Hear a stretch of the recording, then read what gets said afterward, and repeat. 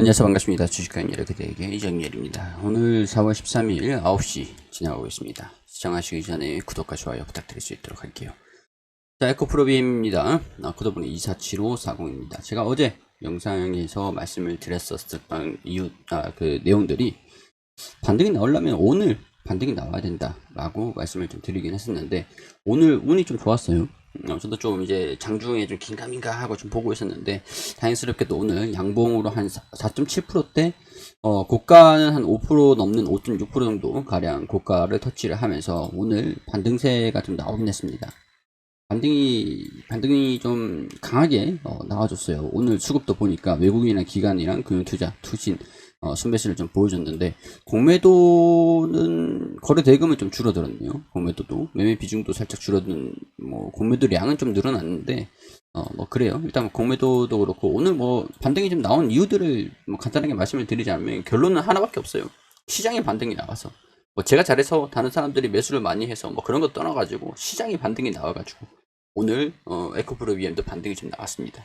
제가 이전에도 좀 말씀을 드렸던 게 50만원, 52만 5천원 차익 실현 매물들이 좀 나와줬던 것들도 좀 말씀 설명을 드렸었는데, 아마 제가 단기적인 목표가라고 볼 수가 있겠죠.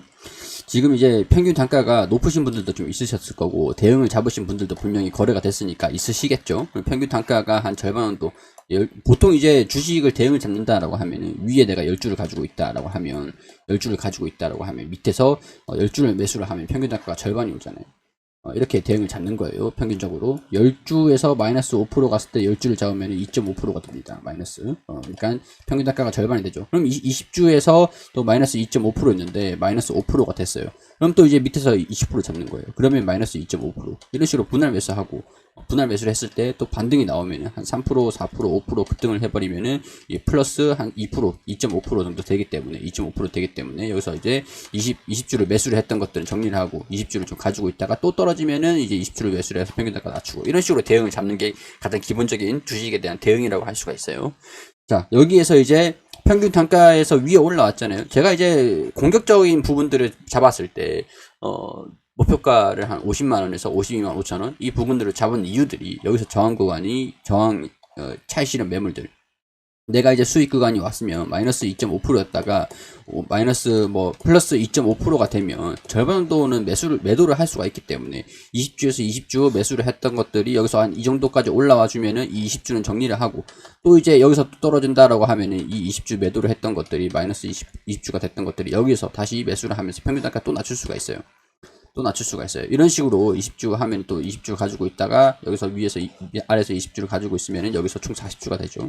이런 식으로 좀 왔다 갔다 이렇게 하는 것들이, 차익 실현 매물들이 이 구간에서 나와준다라고 하면은 이런 것들을 염두를 해놓고 50만에서 52만 5천원 정도 수준까지 저항 구간을 말씀을 좀 드렸던 겁니다. 여기서 돌파를 한다라는 것들은 모멘텀이 있어야 되는데, 모멘텀이 여러 가지가 좀 있죠.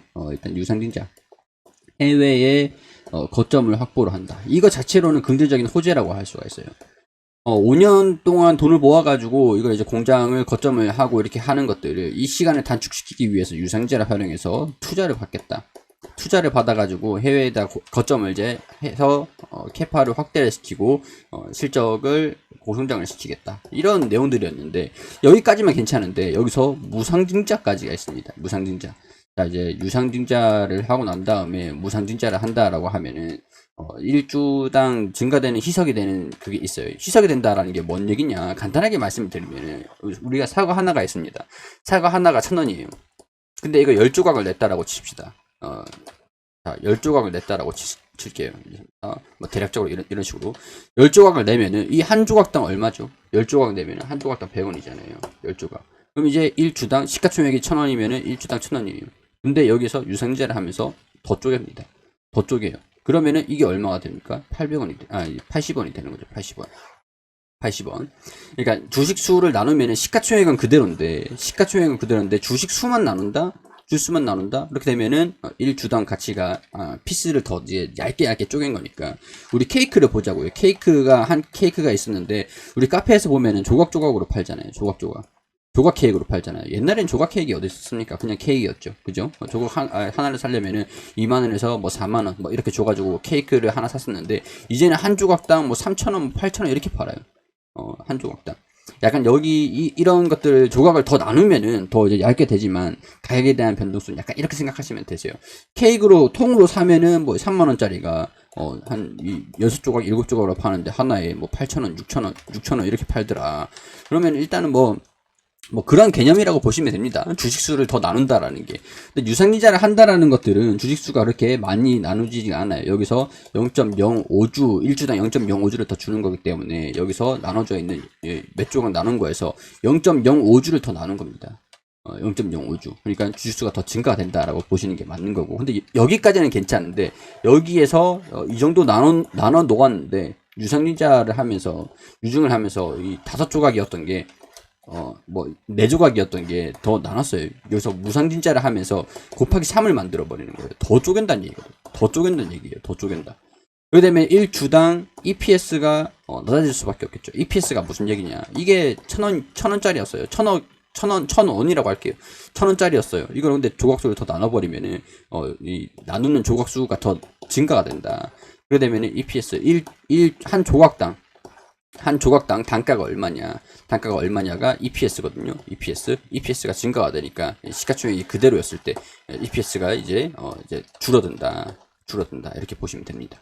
자, 근데 이 시총에 대한 부분들이 높아져야 되잖아요. 시총을 높이기 위해서는 실적이 증가가 돼야 돼요. 단기 순이익입니다. 단기 순이익이 증가가 돼야 나눈 주식수가 10조각이었고 뭐 이거를 뭐 30조각이다 했을 때 이 EPS 이 단기 순이익이 뭐 1,000원에서 나누는 거랑 이게 3,000억이 된 상황에서 30주를 더 나눠버리면 똑같잖아요. 그러니까 1,000원짜리를 10조각 나누는 거랑 이게 3,000원이 돼가지고 3,000원이 돼서 30조각을 나누는 거랑 EPS는 똑같습니다. 결국엔. 그러니까 조건부가 지금 여기에서 이 30조각으로 늘린다라는 얘기인데 여기서 30조각 늘리면서 시간이 지나면서 자연스럽게 이게 3,000원으로 이 단기 순이익이 증가가 돼야 된다라는 거죠. 그러니까 1주당 순이익이 희석이 된다라고 얘기를 하는 게 주식수가 늘어난다라고 얘기를 하는 거라고 이해를 하시면 됩니다. 간단하죠? 간단합니다.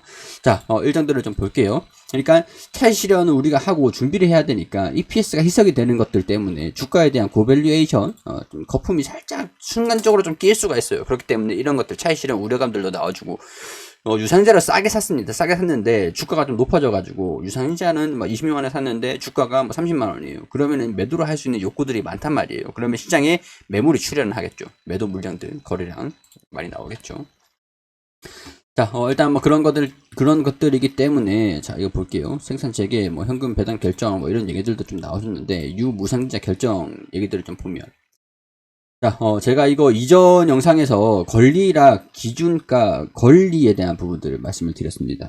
오늘 좀 벌써 이제 영상이 8분인데 간단하게 말씀을 드리면 권리락 기준일이 10일이에요. 그럼 9일이죠. 근데 금토일이니까 토일 8, 7, 6 토일 거래일은 제외하니까 그럼 6일이에요. 6일에 내가 100주를 가지고 있으면 10주를 가지고 있으면은 권리락일에 뭐 마이너스 뭐 0. 한 25% 정도 권리락 효과가 발생이 됩니다. 권리락 효과가 발생이 되면서 10주를 가지고 있는 상태에서 마이너스 0.25%가 됩니다. 돼요. 이 상태에서 내가 7주를 팔아버리는 거예요. 7주를 팔아버리면은 내가 실질적으로 3주를 가지고 있지만 기준일에는 여기서 이제 매수 보유를 한 게 2거래일이기 때문에 기준일까지의 10주가 가지고 있는 게 되고 이날 11일에 내가 이제 30주가 가지고 있는 게 됩니다. 이 3주가 가지고 있는 게 됩니다. 그러니까 실질적으로 기준일에는 내가 10주를 가지고 있는 게 되기 때문에 권리가 포함이 되는 게 10주에서 0.05주 이렇게 권리를 받거든요. 그러면 여기서 계좌에서 에코 프로 B에 7R 뭐 이런 식으로 R자가 들어가는 신주 인수권을 받아요. 여기서 이제 0.05주니까 0.05주가 되겠죠. 자, 그러면 이제 단주 1주가 단주라고 하는데 단주 미만 소수점 주식이에요. 이거는 이제 현금으로 들어와요. 그러니까 적어도 이제 한 주를 받기 위해서는 내가 100주를 가지고 있다라고 했을 때 0.05주가 되겠죠. 그럼 5주잖아요. 5주. 자, 그러면은 내가 적어도 1주를 청약을 하기 위해서는 20주를 가지고 있어야 1주에 대한 이 에코프로비엠 1주 이렇게 들어옵니다. 20주를 가지고 있어야 에코프로비엠 1주 이 신주인수권 권리. 그럼 1주를 가지고 31만원에 살 수 있는 권리가 주어진다는 거예요. 언제? 16일, 17일에 청약을 할 수 있는 권리. 근데 이 청약을 할 수 있는 권리 이 31만원이잖아요. 근데 이거는 1차 가격, 2차 가격이 산정이 되면서 이 기간 동안에서 낮은 가격으로 진행이 되니까 이거는 더 낮아질 수도 있습니다. 그죠? 그러니까 뭐 29만원 대충 이제 제가 예상하는 게 보통 평균적으로 28만원에서 30만원 수준이라 생각하시면 되세요. 1주당.